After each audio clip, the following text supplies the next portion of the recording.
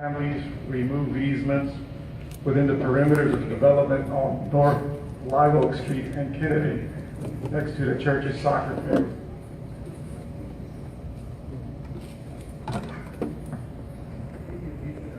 Explain the planning process and if somebody's redeveloping a site, how that works. Maybe that's a starting point for the question. So if they're replatting a piece of property, they can remove certain easements. I am not sure what easements you're talking about, but they can remove certain easements, but they cannot leave them dead end. So they have to make sure if they are city easements, they have to make sure that they are routed to the right location. They cannot just terminate it, or they cannot just cut off someone's water supply, or they cannot take away some center point easement. Do you want me to go in details of that?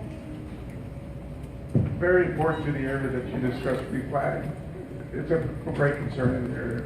So, in this area, most of the land is unplatted. So, if someone has to subdivide their property or, say, create smaller townhomes, they do have to come for replatting, which means they'll submit it for the approval of Planning Commission. So, it comes through Planning Department. A developer would propose a land plan in which they will probably cut out some streets, provide lots. By lots I mean cut out for townhomes, if they are townhomes. If it's a multi-family, they'll still do some sort of private streets, but those won't be public streets. If they're doing townhomes, they can still do private streets. Those are called shared driveways. That's what is happening mostly in this area. Shared driveways are easements, which allow from like public street, they'll go into these private easements. Those are called shared driveways, and then they'll access those townhomes. So they have to do that process. It takes about, once after submitting to the planning department looks for compliance with the ordinance, and then it goes to planning commission for approval, which could take anywhere from 30 days to 90 days to get approved. And then it gets recorded, and after recordation of that plat, they can start building. However, they can start site improvements before they have platted a piece of property. They cannot lay down any streets before. Streets, by streets I mean private easements or private streets. They can't lay down those before platting. But once it is platted, that's when they will start. Replatting can override a 10-year statute of limitation, your 20-year, your 30-year statute of limitation on our fences. On your fences? Correct, our property lines. So property line, they cannot plat anything from your property. They will only be able to plat what they own. So there's a fence there.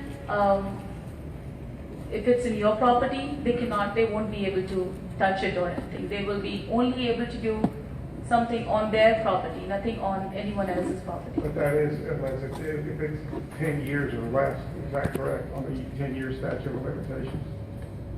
I'm not sure about that. I think maybe if I'm interpreting what you're asking is that, let's say that somebody else owns a property next to mine and haven't done anything with it, for example, and I put a fence in the part of that property line, can they come back 10, 20 years later and replat and move that encroachment that I put in there? Is there a grandfathering, if you will? No, there is no grandfathering there. There is no grandfather? There is no grandfather. So the fences have to go down then? If it is in there, if it's not on your property, if it's in someone else's property, it can go down, yeah. Okay. All right. Thank you.